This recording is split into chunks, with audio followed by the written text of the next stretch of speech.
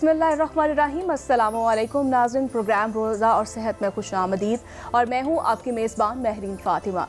Lahore news की खसूसी Ramzan transmission में हम आपके सेहत के मसाइल पर खसूसी बातचीत करते हैं, जिसमें हमारे एक्सपर्ट्स हमारे साथ मौजूद होते हैं। और आज हम बात करेंगे ख़ास तौर पर सीजनल फ्लू के हवाले से। रमज़ान में हम देखते हैं ऐसी बहुत सी शिकायत होती हैं और हमारे साथ मौजूद होंगे ENT कंसल्टेंट हैं प्रोफेसर डॉक्टर मोहम्मद राशिद ज़िया साहब। बहुत शुक्रिया सर आपके वक्त का। Thank you very much. Sir कैसा जा रहा है आपका रमज़ान? एवन अच्छा जा रहा है आपका रमज़ान? Very nice. सर ये सीजनल फ्लू के बारे में हम जानेंगे, ये इसकी वजूहात क्या होती है और होता क्यों है ये? इन्फ्लुएंजा फ्लू या सीजनल ये जो फ्लू है it's very common through out the year, लेकिन विंटर में ये मैक्सिमम केसेस नोट होते हैं जी। ये एक वायरस की बीमारी है, दुनिया भर में कॉमन है, इंतहाई लीथल है।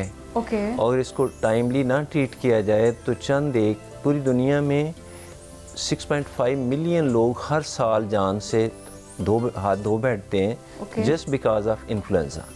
सो ये कॉमन कोल्ड नहीं है, ये सिंपल ज़ुकाम नहीं है, ये एक शदीद सीरियस वायरस की बीमारी है जिसको इन्फ्लुएंजा या फ्लू कहते हैं। ठीक है, ये तो आप बता रहे सीजनल फ्लू, एक आम फ्लू जो होता है नॉर्मली हो जाता है, वो सीजनल नहीं होता है।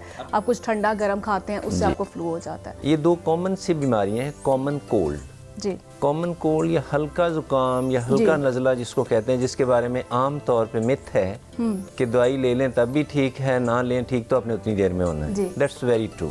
अगर सिंपल सी स्नीजिंग हुई है, लो ग्रेड फीवर है और एक दिन में ही आपको लग रहा है तो फेड हो रहा है, तो ये कॉमन कोल्ड है, ये हल्का जुकाम है। इस पे आम तौर पे किसी दवाई की जरूरत नहीं है, किसी मेडिसिन की जरूरत नहीं पड़ती। लेकिन आपको इरिटेशन बहुत ज़्यादा होती है, आपका सांस बंद होता है, आपका नाक बंद हो जाता है आपका, तो आप नॉर्मली मेडिसिन इस्तेमाल करते हैं। अगर बुखार ज़्यादा हो रहा है जी, अगर आपकी नाक बंद हो रही, चेस्ट इन्फेक्शन शुरू हो गई है, कॉफ शुरू हो गई है, बोन पेन हो रही है, तो ये कॉमन कोल्ड नहीं है, ये हल्का जुकाम नहीं है, इसको इन्फ्लुएंजा कहते हैं। बिकॉज उर्दू में हमने खुद से टेलर किया ना जी। तो जो हल्का जुकाम है, नज़ला है, ये कॉमन कोल्ड। लेकिन आप जिस तरह से बता रहे हैं सीजनल जो फ्लू होता है उसकी अलामात क्या होती हैं उसकी? उसमें अलामात ऑलमोस्ट सेम होती हैं लेकिन शदीद होती हैं। 5 बड़ी अलामात में जी, स्नीजिंग, नाक का बंद होना, फीवर आमतौर पे 100, फीवर तो उसमें भी हो जाता है नॉर्मली, लेकिन उसमें आमतौर पे 100-101 क्रॉस नहीं करता। इसमें फीवर जब भी होता है 103-104 पे जाता है। बोन पेन होती है और आपको लगता है कि ये वो आम सा नहीं है जिसमें मेरी नाक थोड़ी सी बंद हुई, छींकें आई, इसमें पूरा बॉडी आपका इन्वॉल्व हो जाता है। इसमें 1-2 दिन में कॉफ स्टार्ट हो जाती है, फीवर 103-104 क्रॉस करता है। अगर आप टाइमली रेस्ट नहीं करेंगे, बहुत सारी सिंपल चीज़ें अडॉप्ट नहीं करेंगे, तो यही चीज़ 1 वीक 2 वीक्स पे जाएगी। इसलिए शुरू से ही पिक कर लेना। तो इसकी फिर क्या, इसकी मेडिकेशन क्या होती है इसकी, जो सीजनल फ्लू है उसकी? दोनों के लिए शुरू में तो आपने कुछ भी हो तो सबसे बेसिक पैरामाउंट इम्पोर्टेंस की चीज़ ये है कि मादाम हमने रेस्ट करनी, रेस्ट इम्यून सिस्टम को फौरन रेस करती है। रेस्ट पीने वाली बेड रेस्ट या एब्सोलूट रेस्ट पे चले जाएं 1-2 दिन के लिए। कॉमन कोल्ड शुरू हुआ है उस दिन ज़्यादा चांस है कि 1-2 दिन में ही ये वाइंड अप हो जाएगा या नॉर्मली ऐसे और होता अगर इन्फ्लुएंजा है तो ऐसे नहीं होगा। फिर उसके लिए तो मे भी आपको रेस्ट भी 4-5 दिन करनी पड़ेगी और आपने कोशिश करनी है कि घर के बाकी लोगों को भी अवॉइड करना। जिसको स्नीजिंग हो रही है, कॉफिंग हो रही है, फीवर हो रहा है, either he should be isolated, घर में उसको अलहदा कर लें, या ज़रूरी है कि वो मास्क लगाएं, सारा दिन बाथ लें, रेस्ट करें, ड्रिंक्स बहुत लें। देखा गया कि जो लोग वार्म ड्रिंक्स ज़्यादा लेते हैं उनको ये फ़ौरन ठीक हो जाता है। और इसमें प्रोटीन डाइट ख़ास तौर पे, विटामिन C कंटेनिंग फ़िश, ये सारी इंतहाई यूज़फुल। इसमें मुमकिन पेचीदगियाँ क्या होती हैं इसमें? 3 बड़ी पेचीदगियाँ ये होती हैं कि इसमें सबसे ज़्यादा चेस्ट इन्फेक्शन होने का डर है, जिसको निमोनिया बोलते हैं। और वो लोग जो स्पेशली छोटे बच्चे 5-10 साल की उम्र तक के बच्चों में इंतहाई शदीद किस्म की अलामात आ जाती हैं। बच्चा चलने फिरने के काबिल नहीं है, बच्चा वॉमिटिंग कर रहा है, बच्चे को डायरिया भी साथ स्टार्ट हो गया, बच्चा डाइट नहीं ले रहा। और एल्डरली पेशेंट जो 65 से ज़्यादा हैं, जिनको डायबिटीज़ भी है, हार्ट डिजीज़ है या COPD, खास तो ये वेरी करता है सब पेशेंट्स के लिए? डेफिनेटली इन्फ्लुएंज़ा जब भी extreme of ages word use किया गया है छोटे बच्चों में या एल्डरली लोगों में होगा तो उन लोगों में अलामा शदीद होंगी, उन लोगों ने बहुत एहतियात करनी है। और उन लोगों के लिए कहा गया कि वैक्सीन लगवाना फ़र्ज़ है, मस्ट है, मैंडेटरी। ओके, तो ये आप उनके लिए बता रहे हैं जो ऑलरेडी जो है आप कह सकते हैं कि इफेक्टेड है किसी भी बीमारी से, तो वो वैक्सीन करवाएं। और अगर एक नॉर्मल इंसान वो कैसे वैक्सीन वो भी करवा सकता है? अमेरिकन स्टैंडर्ड जो है, US CDC है, WHO है, उनका तो रिकमेंडेशन है कि हर बंदा साल में एक दफ़ा वैक्सीन लगवाए। कब लगवाए? पाकिस्तान में ऐसा कॉन्सेप्ट है? सितंबर अक्टूबर में। पढ़े लिखे शहरों में रहने वाले, थोड़ा सा भी अवेयरनेस रखने वाले ज़रूर लगवाते हैं। क्योंकि हम लोगों ने तो कुछ ऐसे भी अफराद हैं जिन्होंने कोविड में वैक्सीन ही करवाई थी। तो साल में एक दफ़ा मुश्किल से आपको अटैक होता है जी, और 1-2 दिन में चला जाता है, तो आप पे ऑप्शनल हो सकता है। एक बंदा जिसको जब भी इन्फेक्शन होगी वो 5-7 दिन शिद्दत इख्तियार कर जाता है, नोज़ अक्सर बंद रहती है। हमारे वो भाई जो आजकल तो बच्चियां भी हमारी ये जो रोड साइड पे बाइक्स वगैरह, अगर आप ज़रूर मास्क भी लगाएं, हेलमेट भी लगाएं।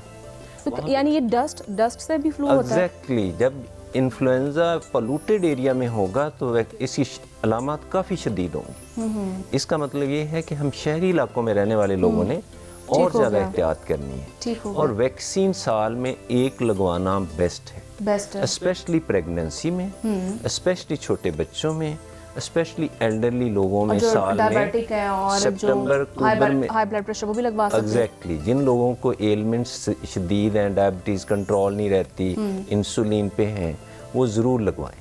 ओके, यानी उनको जो है वैक्सीन ज़रूर लगवानी चाहिए। तो ये बच्चों को भी वैक्सीन लगती है? ये बच्चों को भी 6 मंथ से लेके ऑनवर्ड ये लगती है और इसके फ़ायदे ही फ़ायदे हैं। और प्रेगनेंसी में तो मस्ट करार दिया गया है कि माँ की इसका क्या फ़ायदा होता है कि आपको फ्लू नहीं होगा? इसमें जो मेन स्ट्रीम है, हर 6 माह के बाद एक नई वैक्सीन आती है जो WHO के अम्ब्रेला में अच्छी लैब जो पूरी दुनिया में है, यूरोप में, अमेरिका में वो बनाती हैं। और ये वैक्सीन, ये वायरस अपनी शेप चेंज करता रहता है। अच्छा, इट्स गिरगट की तरह समझ लें। इसके ऊपर जीन जो है वो चेंज होती है और हर ये साल according to germs, exactly according to germ है। इसकी A, B, C इन्फ्लुएंजा की 3 किस्में हैं।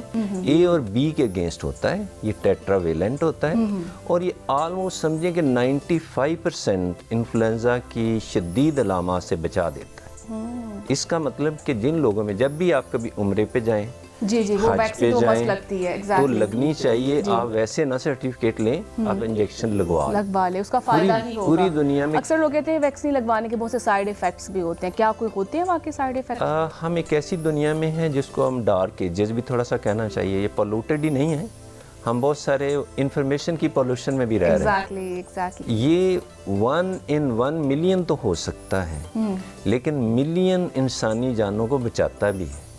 इसका मतलब कि वैक्सीन्स ब्लेसिंग हैं, अल्लाह मियाँ की नेमत है। दानाई को हमारे प्यारे नबी ने कहा था कि अपने लिए एक राह नुमाई समझें और फ़ौरन अडॉप्ट करें। अच्छी बात जहाँ नज़र आए उसको अडॉप्ट करें। ये वन ऑफ द बेस्ट अच्छी बात है वैक्सीन। और सितंबर अक्टूबर में लगवाना दी बेस्ट है। प्रेगनेंसी में लगवाना दी बेस्ट है। और कुछ लोग ऐसे भी होते हैं, नॉर्मली मुझे भी फ्लू है आपको मेरी आवाज़ से भी फील हो रहा होगा। समटाइम ये भी होता है कि फ्लू आपको, आप जैसे आप बता रहे हैं, नॉर्मली 6 मंथ्स या एक साल में ज़रूर होता है, लेकिन समटाइम ये 2 मंथ्स के बाद भी हो जाता है, 3 मंथ्स के बाद भी हो जाता है। हर छींके समटाइम आपने कुछ ठंडा गर्म नहीं खाया फिर भी देन आपको फ्लू हो जाता है, तो उसकी क्या वजूहत है? अब 3 चीज़ों से हम ज़रा सेपरेट कर लें इसको जी। एक एलर्जीज़ है। आप जब भी एक चीज़ खाती हैं उससे अलामत ज़रूर आती हैं। आपका गला थोड़े दिन 1-2 दिन के रहा हो जाता है, उसके लिए आम तौर पे किसी किस्म की मेडिसिन नहीं, सिंपल पैनाडोल या एलर्जी की गोली काफ़ी है। और उससे भी बेहतर है कि आप थोड़ा सा वॉइस रेस्ट करें और गला ज़्यादा ख़राब है तो और वार्म ड्रिंक्स की आदत डालें, स्पेशली शहरों में पानी ज़्यादा पीना। और हर बंदे का केमिस्ट्री टेस्ट अलग है, गले का टेस्ट भी डिफरेंट हो जाता है। You have to respect your taste. आपको जो चीज़ अच्छी लगती है, we all should behave like Japanese. Warm चीज़ें अपनी मर्जी की हर घंटे बाद, आजकल तो रात को ही अलाउड है, रात सारी कुछ पीते रहे। तो क्या जुकाम से एसिडिटी भी होती है? डेफिनेटली इसमें तो ये लिंक स्टमक है, तक ये इन्फेक्शन इंटरलिंक जाती है दोनों चीजें। उसमें अगर हम देखें हमारा जो खाना है ना, जी, एशियन खाने नाइसली ब्लेम्ड हैं। हम स्पाइस और ऑयल बहुत ज़्यादा यूज करते हैं, रिक्वायरमेंट से कहीं ज़्यादा। जी, इसको हमने प्रोटीन की तरफ, सिंपल हाई फाइबर की तरफ, वेजिटेबल और फल की तरफ जाना है।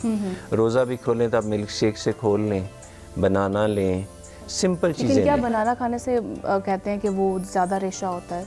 ये 3-4 चीज़ें, राइस, बनाना, ऐसी बहुत सारी चीज़ें हमने खुद ही ब्लेम की हैं। ब्लेम किया कि या हम ड्यूरिंग वो कहते हैं कि आप फ्लू हो तो आप ये ना खाएं, इससे रेशा बढ़ता है, बनाना, रोटी का इस्तेमाल करें आप। Egg, rice, specially oat the best हैं फ्लू के लिए। ओके, मतलब ये आप खाना चाहिए। Absolutely कुछ लेना डॉक्टर्स भी मना चाहिए। करते हैं कि आप चावल ना, राइस ना खाएं आप, और राइस एक ख़ास मिकदार से ज़्यादा ना लें। रोटी, राइस, बेकरी, मीठा कार्ब्स हैं। ओके, ये हाई एनर्जी का सोर्स हैं। अगर आप एक्सरसाइज कर ही नहीं रहे तो लाइकली चांस है कि एक ख़ास एज के बाद यूँ ही आप 30 क्रॉस करेंगे, आप गोल मटोल हो जाएंगे। वेट गेन करना दुनिया का सबसे आसान काम है। अच्छा, तो इससे वेट भी गेन होता है? डेफिनेटली कार्ब से और ऑयल से तो वेट ऐसे गेन होता है कि एक दफ़ा शुरू होता है ना, तो फिर आपको लगता है पानी से भी वेट बढ़ रहा है, ओके, और फिर तो बढ़ेगा। हम ज़रा ना वीक नेशन हैं, हम बातें करने में मास्टर हैं। एग्जैक्टली। हमें 5 मिनट भी मिले तो माइकल जैक्सन की तरह उठ के ना वो घर वालों को परफॉर्मेंस। पहले तो जो यंग लोग हैं ना, फादर मदर, बच्चों को करके दिखाएं। बिल्कुल, life should be very active, physically very active. बिल्कुल, ये फिजिकल एक्टिविटी स्माइल के साथ साथ इंतहाई ज़रूरी। इससे डोपामीन, एंडोर्फिन पैदा होते हैं। ये इंसानी लाइफ को दुआम बख्शते हैं। ओके, ये लाइफ को बहुत प्रोलॉन्ग करते हैं। ये हैप्पीनेस देते हैं। ये आपकी परफॉर्मेंस बढ़ जाती है। जी, इसका मतलब ये है कि आलमोस्ट फ़र्ज़ है कि जितना हम खाते हैं उसको, फिर पंजाबी में कहते हैं हलाल करना, हम उर्दू में कह देते हैं कि इसको हज़म ज़रूर करना चाहिए। खाना खा के प्लीज़ सोए ना, सोना नहीं चाहिए। सोना नहीं। जैसे छोटे बेबी के बारे में कहा गया है कि आपने एक छोटी सी फीड दे और माँ काफ़ी घर के 5-10 चक्कर लगाए ताकि अच्छी तरह उसकी गैस निकल जाए। जब हम खाना खाते हैं तो थोड़ा सा खाना खाने को हम लेट जाते हैं, थोड़ा सा कम खाएं और 2-4-10 चक्कर घर के लगा लें, सारा सर्वे कर लें, उससे आपकी गैस निकल जाएगी। और पेट हल्का करके सोएं। सर्दियों से इंसानों को कहा गया पेट भर के सोएं ना, वरना आपको लंबी नींद, इंतहा एक्सरसाइज के बाद सबसे ज़रूरी चीज़ एक लंबी नींद। जो कौमें ज़्यादा ठीक सोती हैं, टाइमली सोती हैं और टाइम से बहुत पहले अपने फ़ोन दूसरे कमरे में रख आती हैं, अगर आज सारी आपने व्हाट्सएप देखना है, बार बार यूट्यूब चेक करना है, तो आपके लिए तो दवाई हो सकती है, फिर और तो कुछ नहीं हो। ये हर बंदे के लिए ज़रूरी है। बिल्कुल, ये बहुत ही तो अब आम चीज़ है। डिजिटल सारी रात हम मोबाइल इस्तेमाल करते हैं। ये मिस इन्फॉर्मेशन ने अजाब खड़ा किया हमारी सोसाइटी में। हम सही जाने उससे कितना मिसयूज़ हो रहा है, कितना मिसयूज़ हुआ है, इसको प्लीज़ स्टॉप होना चाहिए। मिस इन्फॉर्मेशन यानी मोबाइल के ज़्यादा इस्तेमाल से भी बहुत सी जो बीमारियाँ, डिजीज़ हमारे अंदर पैदा हो रही है। मेंटली हेल्थ हमारी स्टेबल नहीं है। यूट्यूब पे पढ़ा है या किसी मीडिया में पढ़ा है, सोशल मीडिया पे सब सच नहीं है। I think so vast majority illiterate लोगों ने अपने ही चीज़ें फैलाई हैं, एग्जैक्टली अपने व्यूअरशिप के लिए उन्होंने सब कुछ जो है उस पे आप इंफॉर्मेशन स्प्रेड की जा रही माइंड है। सेट पे ना जाएं। स्वाई यूनिवर्सिटी हॉस्पिटल ने जो हेल्थ के बारे में आपको कहा है उसी को फॉलो करें, मिथ्स पे ना जाएं। सिंपल फल जो भी अवेलेबल है जी, खाने की आदत डालें। थोड़ा सा कम खाएं, कम खाना पानी चाहिए। और पीने वाली चीज़ों पे बहुत ज़्यादा फोकस करें। ठीक है, वैसे मैं एक बार फिर जानना चाहूँगी आपसे, कौन सा मील इस्तेमाल करना चाहिए अगर फ्लू होता है आपको? तो जैसे आपने बताया था कि चावल ये मना करते, लेकिन खाना चाहिए, कोई इसमें इतनी कोई नहीं रिस्ट्रिक्शन नहीं है, लेकिन नॉर्मली हम क्या खाएं?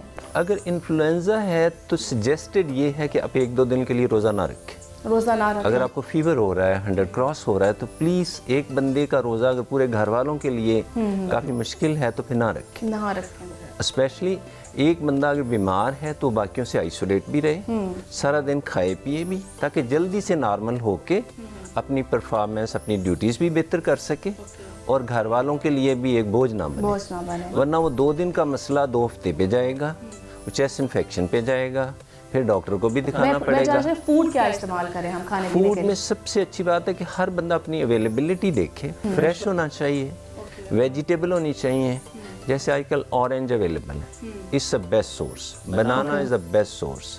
तो समटाइम वो ऑरेंज का जूस पीने से, खट्टा होने से उससे भी हो जाता गला। हम ये अर्ज करते हैं कि फल खाना 100 टाइम बेहतर है उसका जूस पीने से। एक एप्पल खाना 8 आवर्स तक आपके जिस्म में विटामिन सी और ग्लूकोज देता है, स्लोली एब्जॉर्ब होता है। इसी को हाई फाइबर कहा गया। ये हाई फाइबर आपको कैंसर से बचाता है। ये बहुत सारी बीमारी, it's like a blotting paper, ये एक स्याही चूस की तरह। ये इंटेस्टाइन से स्टमक, सबसे ज़्यादा ट्रिलियंस बैक्टीरिया हमारे टमी में है। उसकी मुस्तकिल सफाई का बंदोबस्त ये जो हमारे फल हैं, वेजिटेबल हैं, मल्टीग्रेन है, यही है। और उसी स्पंज को हम जूस में उठा के बाहर फेंक देते हैं। आपने मौसमी खाना है, माल्टा खाना, तो पूरा खाएं और अच्छा करें तो उसके 1 घंटे के बाद ग्रीन टी, कावा को वार्म चीज़ इस्तेमाल करें, क्योंकि इसमें चाय से भी एसिडिटी होती है, तो क्या इससे भी प्रॉब्लम हो सकती है? कुछ लोगों को एसिडिटी होती है। वो बहुत कम है जी, अगर वो बहुत ज़्यादा ओवरटली पीते हैं, ज़्यादा ट्रक ड्राइवर टाइप पीते हैं, ज़्यादा ओवरटली ज़्यादा उसको, तो वो नहीं ठीक। कैफीन एक हद से ज़्यादा सर्टनली एसिडिटी करती है, हाजमे को मध्यम करती है। और आजकल तो वैसे भी, और कभी भी कोई भी दवाई जो स्ट्रॉन्ग मैसेज है, हमें मेडिसिन कभी नहीं लेनी चाहिए रोज़ा खोल के। अच्छा, रोज़ा खोल के एटलीस्ट 45 मिनट्स 1 आवर लेट लें। इवन सिंपल एलर्जी की गोली हो, उसमें सहरी में पेनाडोल हो, नहीं सुबह नहीं फर्क पड़ता। सुबह नहीं अगर आप सारा रात कुछ खा रहे हैं तो stomach is very normal now, that doesn't make much difference. लेकिन अगर आप मुस्तकिल को दवाइयाँ ले रहे हैं, आपकी शुगर भी काफ़ी हाईली अनकंट्रोल्ड है, हम बहुत सारे काम ना जज्बाती तौर पे रखते हैं, अपने फिजिशियन को पूछे बगैर दवाई ना लें। क्योंकि शुगर की दवाइयाँ जो शुगर लो करती हैं, इसमें डर ये होता है कि शुगर लो होता है तो चंद मिनटों में बंदा फ्लाई कर सकता है, और ऊपर जाती है तो महीनों में डैमेज करती है। इसलिए अगर आपको शुगर है, इल कंट्रोल्ड है, तो प्लीज़ अपने डॉक्टर को मशवरा किए बगैर रोज़ा ना रखें। ठीक है। और रोज़ा खोल के काफ़ी देर जाके दवाई लें, कम से कम 45 मिनट्स 60 मिनट्स लेट, 1 घंटा लेट। और रोज़ा भी फिर सिंपल चीज़ों से खोलें। आपने दूध से किया है, मिल्क शेक लिया है, बनाना लिया है, जो भी फल आपको दस्तयाब है वो ज़रूर लें, लेकिन जूस को अवॉइड करें। यानी ये भी कंसर्न नहीं है कि वो कहते हैं कि दूध नहीं पीना चाहिए, गला खराब हो, आपका फ्लू हो, तो दूध पीना चाहिए, इससे कुछ इफेक्ट नहीं होता। ब्लेसिंग। वो 1% लोग हैं जिनको लैक्टोज का कोई मसला है, जिनको एलर्जी है, वो दूध चेंज करके देखे, ओट मील ले ले। पाकिस्तान में दलिया दी बेस्ट है, पोरेज किसी भी किस्म का, स्पेशली ओट्स, ब्लेसिंग है, सुन्नत है, इस तरफ जाया जाए जी।